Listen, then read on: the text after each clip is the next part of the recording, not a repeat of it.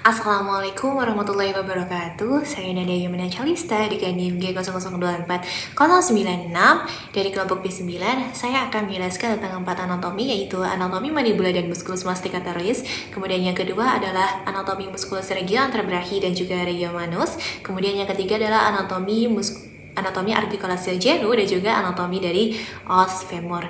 Nah, yang pertama adalah anatomi mandibula dan musculus masticatoris.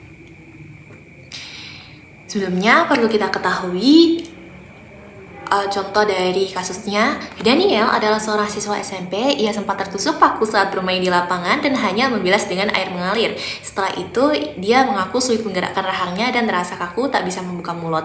Yang pertama, kita perlu menjelaskan tentang anatomi mandibula dan kemudian menjelaskan penyusun dari musculus masticatoris. Dan nanti apa hubungan musculus masticatoris dengan mandibula akan dibahas di selanjutnya.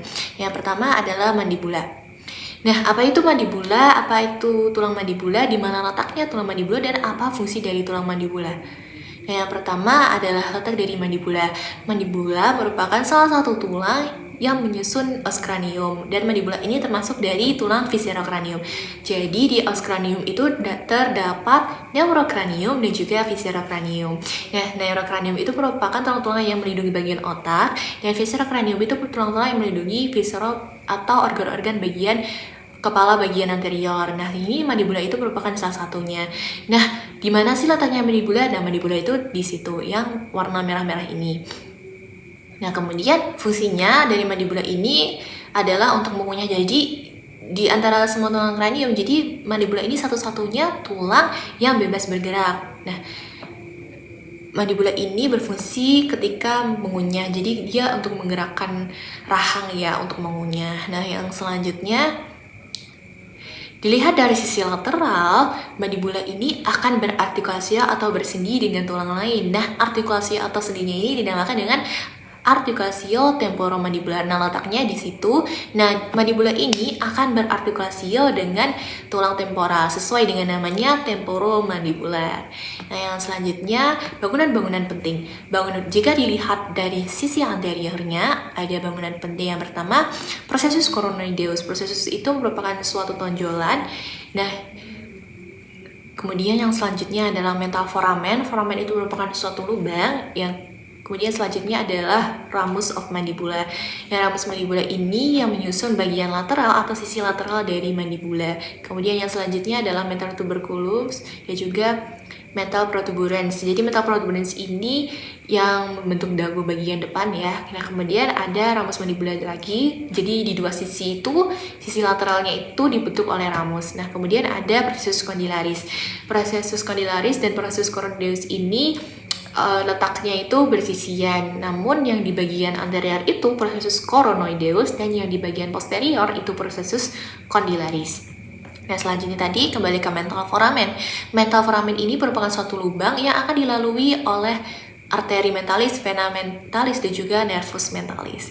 Nah, yang selanjutnya dilihat dari sisi lateralnya. Bangunan-bangunan yang terlihat di sini ada proses condylaris dan juga proses coronoideus. Nah, di sini kedua proses tersebut lebih terlihat jelas bahwa letaknya itu depan belakangan. Nah, yang selanjutnya ada angulus of mandibula. Angulus tadi merupakan salah satu bangunan yang tidak terlihat dari sisi anterior.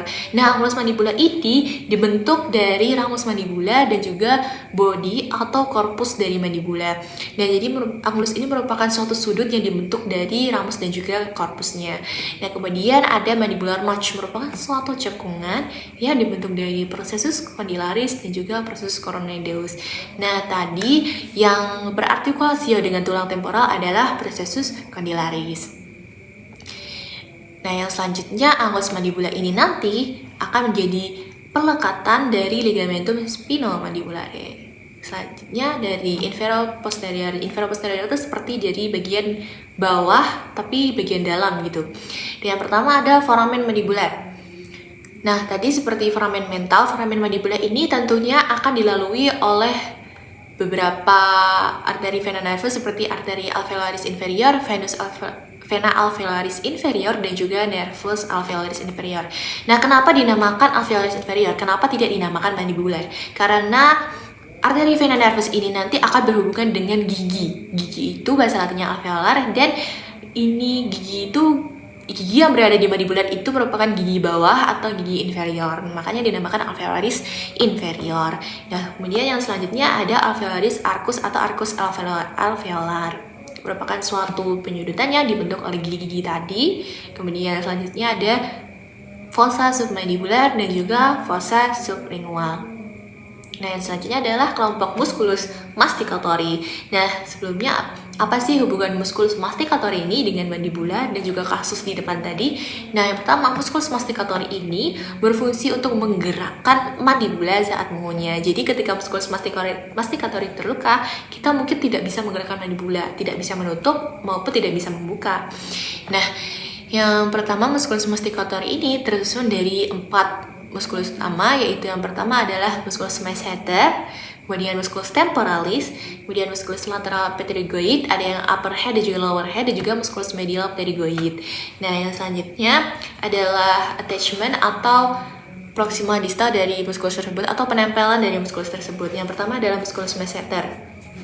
Musculus masseter ini origonya atau pelekatannya berada di zygomatum arcus dan insersionya berada di ramus mandibula. Untuk origo itu bagian yang tidak bergerak dan insersio itu pelekatan yang bergerak. Nah, insersionya itu ada di ramus mandibula. Untuk musculus temporalis, dia origonya ada di fossa temporalis dan juga seperti namanya di fossa temporalis tadi. Kemudian insersionya ada di processus coronoideus dari mandibula. Kemudian musculus medial pterygoid itu origonya ada di tulang maxilla dan insersionya ada di antara ramus dan juga angulus mandibula. Kemudian ada lateral pterygoid. Lateral pterygoid ini insersionya ada di neck mandibula dan juga origonya ada di greater wing dari tulang sphenoid. Yang selanjutnya adalah fungsi. Jadi untuk musculus masseter, musculus temporalis, untuk musculus medial pterygoid ini berfungsi untuk jaw closure atau rahang ketika menutup. Jadi ketika menutup rahang kita menggerakkan ketiga musculus tersebut. Nah, untuk lateral pterygoid itu khusus untuk jaw opener atau ketika kita membuka rahang seperti A gitu, itu yang teraktivasi adalah lateral pterygoid. Nah, kemudian kelompok musculus masticatoris ini akan diinervasi atau dipersarafi oleh motor branches of mandibular nerve, cranial nerve 5. Jadi cranial nerve 5 yang cabang mandibula itu akan menginervasi musculus masticatoris. Nah, mungkin itu dari anatomi mandibula dan juga musculus masticatoris. Yang selanjutnya adalah musculus regio anterobrachi dan juga regio manus. Nah, yang pertama perlu kita ketahui kasusnya. Seorang merasa lemas pada tangan, tepatnya di jari 1 sampai 3, tidak dapat berkontraksi saat jari digerakkan untuk menggenggam. Nah, yang pertama kita perlu ketahui inervasi pada musculus regio anterobrachi dan manus, kemudian anatomi pada musculus regio anterobrachi beserta kinesiologinya. Yang pertama adalah inervasinya. Nah, ini adalah peta inervasi dari plexus brachialis, yaitu plexus yang menginervasi ekstremitas superior. Ya, ini yang penting itu ada yang warna merah dan juga warna pink. Itu ada median nerve. Ada yang warna pink ini median nerve. Jadi di GT1 sampai di GT3 tadi diinervasi oleh nervus media ini. Kemudian yang warna hijau itu di GT4 dan GT5 itu diinervasi oleh nervus ulnar, itu di sisi anteriornya. Nah, kemudian untuk di sisi radialnya itu yang warna biru ada nervus radial. Nah, yang selanjutnya inervasi musculus regio anterobrachi anterior. Nah, yang pertama yang diinervasi oleh nervus media itu ada pronator quadratus, flexor digitorum profundus, flexor pollicis longus, pronator teres, flexor carpi radialis, palmaris longus, kemudian flexor digitorum superficialis. Nah, untuk yang diinervasi oleh nervus ulnar itu ada flexor carpi ulnaris, itu yang di anterobrachi bagian anterior. Nah, ini kalau yang inervasi musculus regio anterobrachi di bagian posterior itu semuanya diinervasi oleh nervus radial. Seperti brachioradialis, musculus extensor carpi radialis longus, extensor carpi ulnaris, musculus extensor digiti minimi, extensor digitorum, bahkan yang di bagian profundus seperti musculus spinator pun juga diinervasi oleh nervus radialis ini. Nah, yang selanjutnya ada inervasi musculus di regio manus. Nah, ada yang diinervasi oleh nervus media dan juga diinervasi oleh nervus ulnar. Yang pertama yang diinervasi oleh nervus media itu abductor pollicis brevis, flexor pollicis brevis, dan juga opponent pollicis brevis. Kemudian ada lumbricalis 1 dan juga 3. Nah, selanjutnya 1 dan juga 2. Jadi lumbricalis 1 2 ini nanti berhubung. Jadi yang bagian brevis atau digiti 1 dan lumbricalis atau digiti 2 dan digiti 3 ini akan diinervasi oleh nervus media. Jadi tadi ketika dia tidak bisa menggerakkan digiti 1 sampai 3 itu artinya ada masalah di nervus media. Kemudian yang diinervasi oleh nervus ulnar itu ada dorsal interossea dan juga palmar interossea. Kemudian ada lumbrical 3 dan 4. Kemudian ada adductor pollicis brevis, yaitu yang berfungsi untuk menggerakkan brevis untuk mendekat, dan juga digiti minimi seperti abduktornya digiti minimi, flexor digiti minimi, dan opponensnya dari digiti minimi. Nah, selanjutnya adalah musculi regio anterobrachi dan kinesiologinya. Nah, apa saja sih musculi regio anterobrachi ini? Dapat dilihat dari sisi anteriornya itu ada brachioradialis dari sisi lateralnya. Kemudian ada flexor pollicis longus, pronator quadratus, kemudian pronator teres, flexor digitorum superficialis, flexor digitorum profundus, flexor pollicis longus, kemudian flexor carpi ulnaris, dan juga palmaris longus. Nah, di sini untuk action atau kinesiologinya, yang pertama ada pronator teres, dia itu berfungsi untuk elbow fleksi atau fleksi dari siku. Nah, kemudian ada flexor carpi radialis. Flexor carpi radialis ini kinesiologinya berfungsi untuk reverse flexion atau fleksi dari pergelangan tangan. Nah, kemudian ada palmaris longus, dia itu berfungsi untuk reverse flexion juga, seperti juga dengan flexor carpi ulnaris berfungsi untuk reverse flexion atau fleksi pergelangan tangan. Nah, kemudian ada flexor digitorum superficialis, dia itu berfungsi untuk fleksi dari articulatio interphalangeal proximal dari keempat digiti.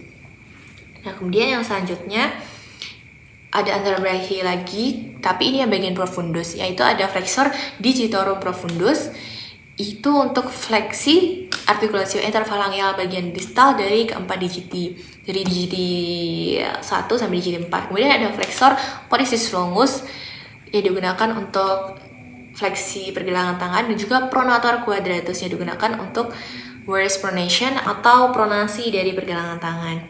Nah, yang selanjutnya ada anterobrachi bagian posterior, itu ada muscle brachioradialis yang digunakan untuk fleksi elbow atau fleksi siku. Kemudian ada extensor carpi radialis yang digunakan untuk ekstensi dari pergelangan tangan. Kemudian ada extensor digitorum yang digunakan untuk ekstensi dari articulatio interphalangeal proxima dan distal, dan juga articulatio metacarpophalangeal dari keempat digiti 1 sampai digiti 4. Yang kemudian ada extensor digiti minimi. Jadi ini untuk khusus ekstensi dari articulatio interphalangeal proxima dan distal dan metacarpophalangeal digiti minimi atau digiti 5. Nah, kemudian ada extensor carpi ulnaris yang digunakan untuk reverse extension atau ekstensi dari pergelangan tangan. Kemudian ada musculus spinator yang tentu sesuai dengan namanya digunakan untuk reverse supination. Nah, yang selanjutnya adalah bagian ketiga, articulatio genu dan juga anatomi dari os femur. Seorang pria 23 tahun mengalami cedera lutut saat bermain futsal. Ia merasa bunyi krek dan lututnya terasa tidak stabil. Setelah kejadian, lututnya membengkak dan sulit digerakkan. Yang pertama, kita perlu mengetahui anatomi penyusun articulatio genu, kemudian ligamentum yang memperkuat articulatio genu, dan jelaskan anatomi dari os femur, salah satu os yang menyusun articulatio genu. Nah, seperti yang kita ketahui, articulatio genu itu tersusun dari os femur, os patella, os tibia, dan juga os fibula. Kemudian ada articulatio genu ini tersusun dari beberapa articulatio karena saking kompleksnya Jadi artikulasio itu disatukan menjadi artikulasio genu. Nah, apa saja artikulasio yang menyusun artikulasio genu ini? Yang pertama adalah artikulasio patellofemoral, artikulasio antara patella dan juga os femur. Kemudian artikulasio tibiofemoral, artikulasio antara tulang tibia dan juga tulang femur. Dan yang terakhir adalah artikulasio tibiofibular joint bagian proksimal. Jadi artikulasi antara tulang tibia dan juga tulang fibula. Jadi tibiofibular artikulasio ini ada bagian proksimal dan distal. Nah, yang menyusun artikulasio genu ini adalah artikulasio tibiofibular proksimal.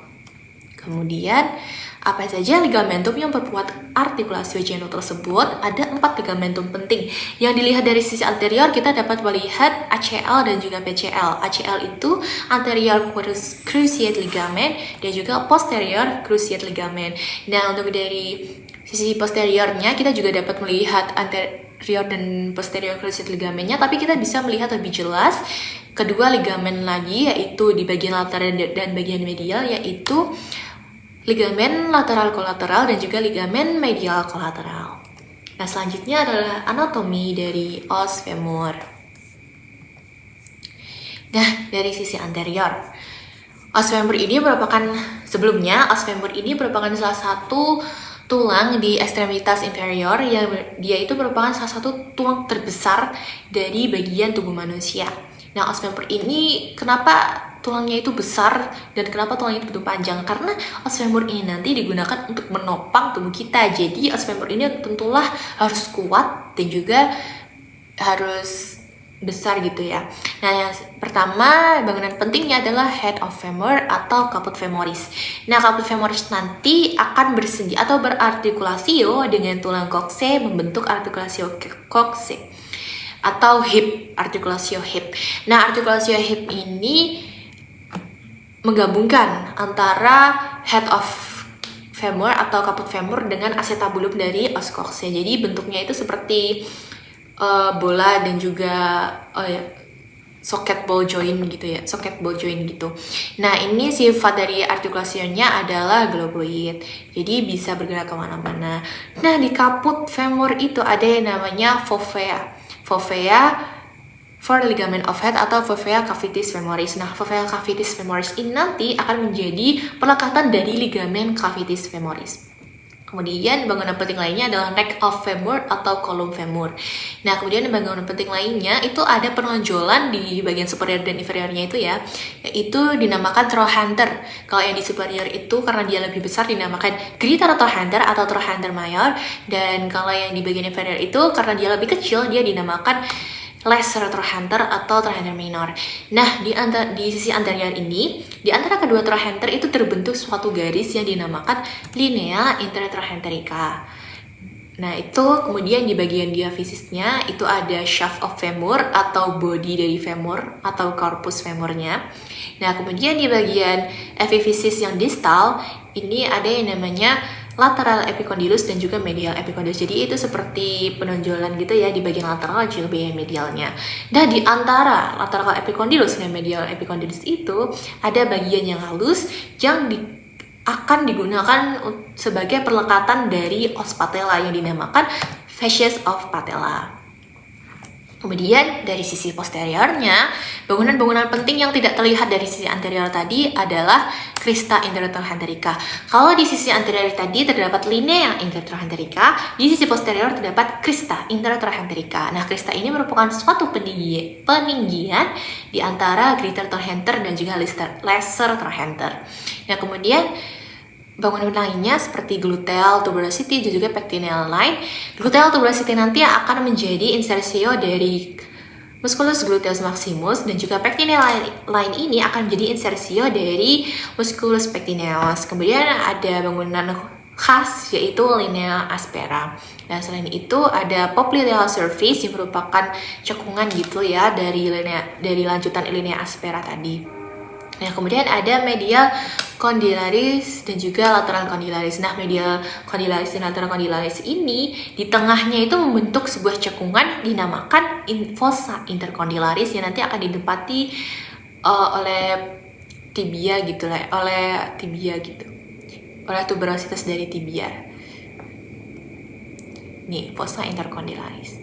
Nah, sekian, terima kasih. Itu tadi adalah penjelasan tentang 3 bagian dari os cranium, kemudian ekstremitas superior dan juga ekstremitas inferior. Terima kasih.